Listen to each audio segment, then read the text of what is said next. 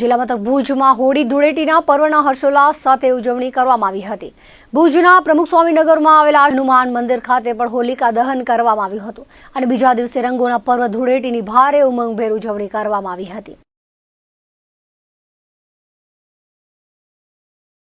અમારા છેલ્લા 17 વર્ષથી અહીંયા હોળી પર્વનું ઉજવણી કરવામાં આવે છે અને આપણા હિન્દુ ધર્મમાં આદિ અનાદિ કાળથી આ પર્વની ઉજવણી આપણે કરતા આવીએ છીએ અને હોળી પછી ધૂળેટીનો જે પર્વ છે એ પણ પર્વ હું અહીંયાથી દરેક ભાઈઓ બહેનોને વિનંતી કરું છું કે આપણે સંયમમાં રહી અને હોળીની ઉજવણી કરવી જોઈએ અને કોઈને પણ નુકસાન ન થાય, બાળકો વૃદ્ધોને પણ તકલીફ ન થાય એ રીતે આપણે ઉજવવી જોઈએ।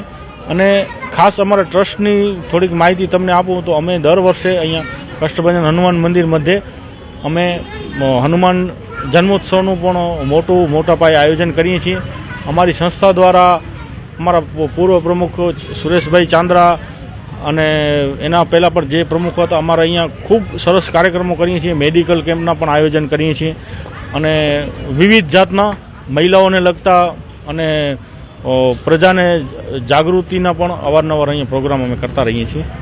આજે 17 વર્ષથી અમારા હનુમાન મંદિર ટ્રસ્ટમાં અમારે અહીંયા પ્રાંગણમાં 17 વર્ષથી અમે હોળી ઉજવીએ છીએ અને માણસોની જે અહીંયા જે એરિયામાં જે જનતા છે એમની લોક લાગણી છે કે અહીંયા હોળી થવી જ જોઈએ, અહીંયા પ્રગટવી જોઈએ। જ્યાં સુધી અહીંયાની હોળી પ્રગટે નહીં ત્યાં સુધી લોકો ઉત્સાહપૂર્વક વાટ જ જોતા હોય છે, એટલે 17 વર્ષથી અમે આ ઉજવણી કરી રહ્યા છીએ। ભુજના પ્રમુખ સ્વામીનગરમાં આવેલા આશાપુરા મંદિરે હોલિકા દહનનું આયોજન કરાયું હતું, જેમાં બહોળી સંખ્યામાં ભાવિકો જોડાયા હતા। વહેલી સવારથી જ બાળકો અને યુવાનો ધૂળેટીના રંગે રંગાયેલા જોવા મળ્યા હતા। ખાસ કરીને યુવાનો અને ટીનેજરોએ ધૂળેટીનો તહેવાર મન ભરીને મનાવ્યો હતો।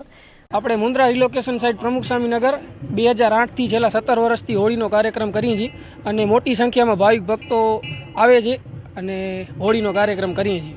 અહીંયા ઘણા બધા બીજા પણ સેવાના કાર્યો થાય છે અને બીજા ધાર્મિક પ્રસંગો પણ કરવામાં આવે છે અને નવરાત્રીનો પ્રસંગ કરીએ છીએ, ગણપતિનો પણ પ્રસંગ કરવામાં આવે છે।